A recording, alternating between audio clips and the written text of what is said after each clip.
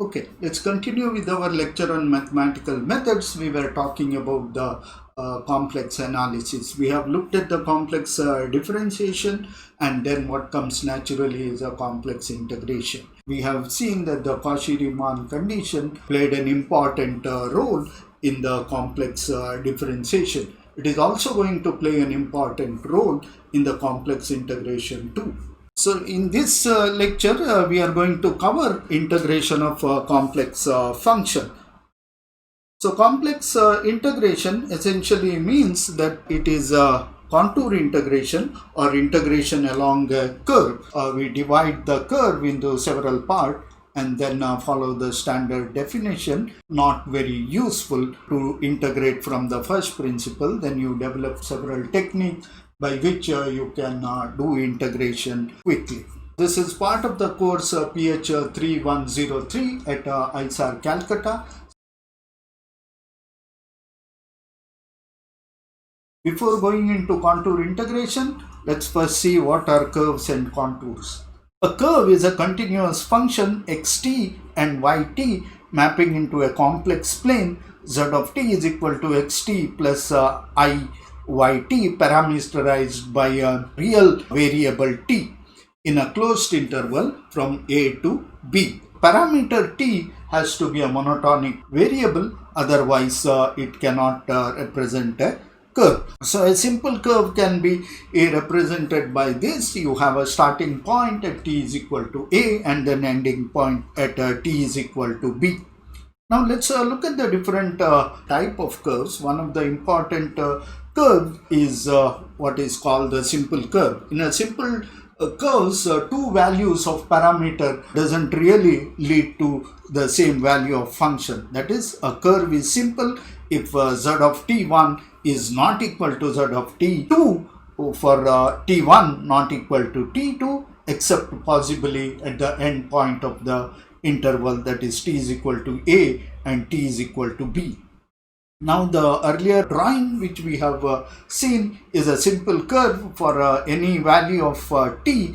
The function z of t is not equal for two different values of t. A curve which is not simple is what is shown here, which cut across each other.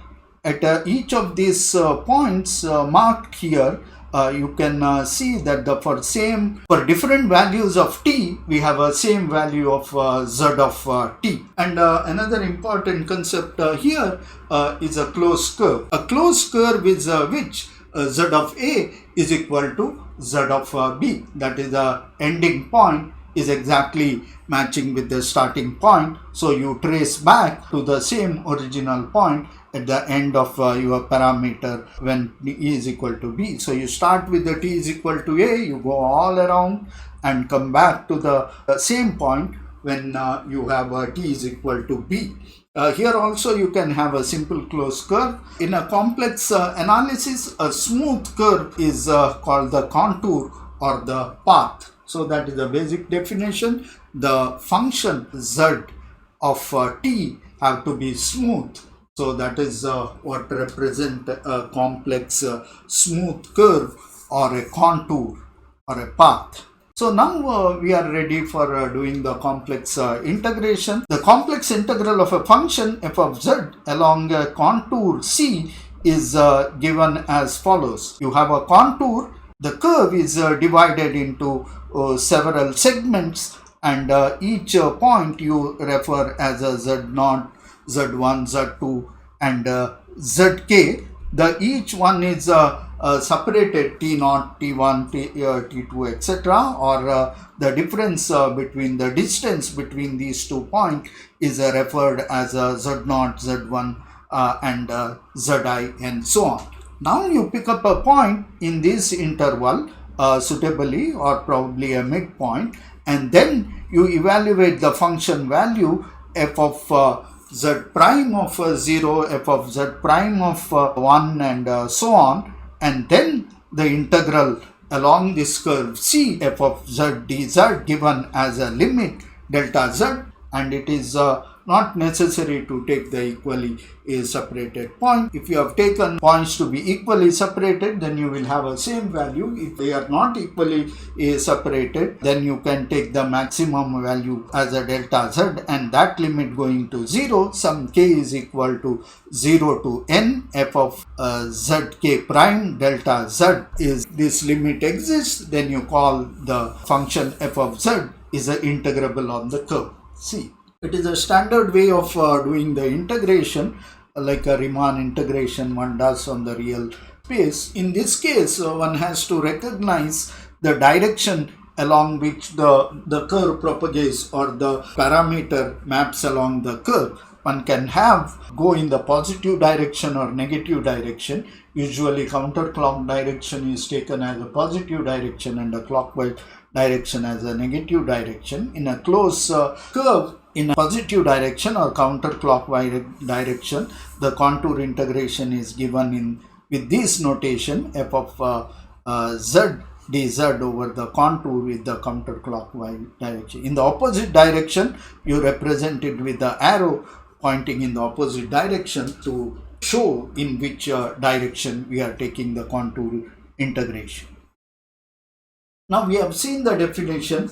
The definition gives you just the formal way of introducing the contour integration. However, to evaluate the integral, you need a way of doing it. Now, one of the way to calculate is based on the chain rule. If f of z is continuous on a smooth curve C given by the parameter t, z of t is equal to x of t plus I into y of t, for t going from a to b in the closed interval. Now contour integral over contour C f of z dz is equal to integral a to b f of zt into z prime of t and dt. So it is essentially application of chain rule, and then you integrate, and this is the easiest way of doing the practical calculations for taking the contour integral along a given path. Let's take an example. Evaluate a contour integral of a function f of z is equal to z star. Z star means the f of z is equal to complex conjugate of z on a curve given by x is equal to 3t, y is equal to t square for t going from minus 1 to 4. So here we have a contour given by the function z of t is equal to xt plus I into yt. Xt is given by the function 3t and the yt is given as a function x square. So we have z is equal to 3t plus I t square. So that is a contour which is parameterized by t, and that value of the t going from minus 1 to plus 4. And we have to evaluate integral of the function f of z is equal to z star on this curve C. So we apply the evaluation method, that is we first evaluate the function f of z on this curve, and then differentiate the curve z prime of t and then integrate over with respect to t. Z of t is equal to 3t plus I into t square. Now we differentiate it with respect to t. We get z prime of t is equal to 3 plus 2it. Integral z prime along the contour C dz is given as an integral for t going from minus 1 to plus 4, 3t minus it square, that is a function f of z actually. Z is given as a 3t plus it square, z star is a 3t minus it square. So integral is minus 1 to 4, 3t minus it square into 3 plus 2it into dt. So this is what we have to evaluate. Okay, we have run out of place. Let's push the equation little up and then write integral z star dz is equal to integral minus 1 to 4 9t plus 2t cube plus 3i t square dt.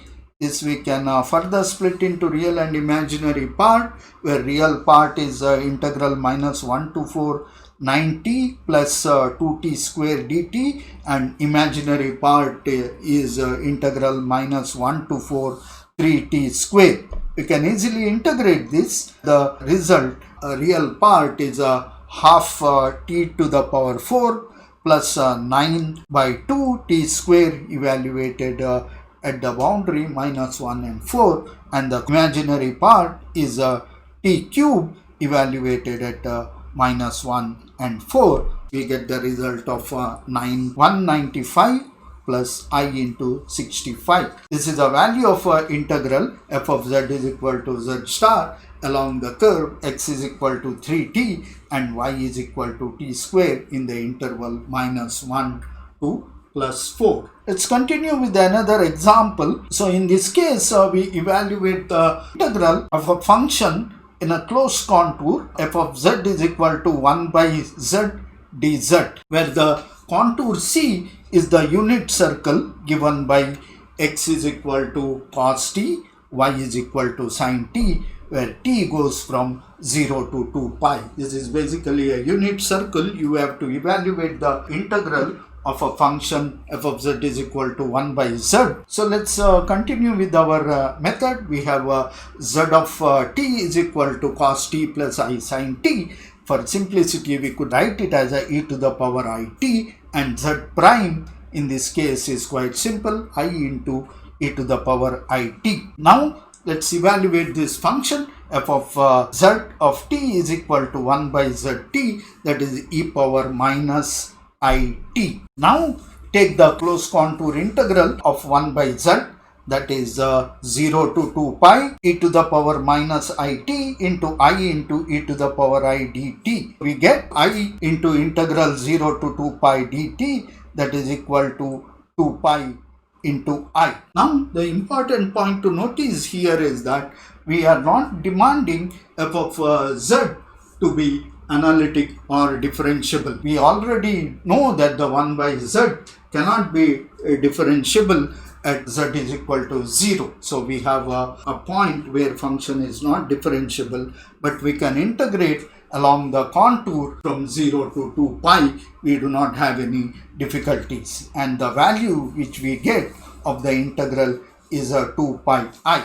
Now it is a time for homework. So what we have is a evaluate integral of a function f of z is equal to 8x square minus iy dz, and the contour is given as a straight line along y is equal to 5x. Here x itself is a parameter. There is no separate parameter given for the curve. Curve is represented by y is equal to 5x, and the x goes from 0 to 2. So this is a homework. It can be done very straightforward. Let's continue. Simply and multiply connected domains. We say that a domain D is simply connected if every simply closed curve in C lying entirely in the domain D can be shrunk to a point without leaving D. So that is the definition of a simply connected domain, where you can construct all curves which are simply closed contour. We can construct simply closed contour, and they should be able to shrink it to the point without leaving the domain D. This is our region marked with the greenish color, and you have a contour which is marked in the red color. This is a simply connected region. You can construct any simple curve in this region, and eventually you should be able to shrink it to single point, and that should be doable for every curve inside. So it is a simply connected region or domain. Now look at another region. We see that in this region we have two holes. When we have these two holes, and if we construct a path as shown in this figure, and this contour, you cannot shrink it to 0 because there is a hole inside, and that stops you from shrink contour to a point. So this makes it, this region is not simply connected. You can have a multiply connected regions like this, which are doubly connected or triply connected region, where individual regions are simply connected, but from one region to another region, it may not be possible to have a simple closed contour to shrink it to the point. So that is why you call it a multiply connected region. Give a thought about this, consider a curve region like this and see whether it is a simply connected or multiply connected and justify your reasoning.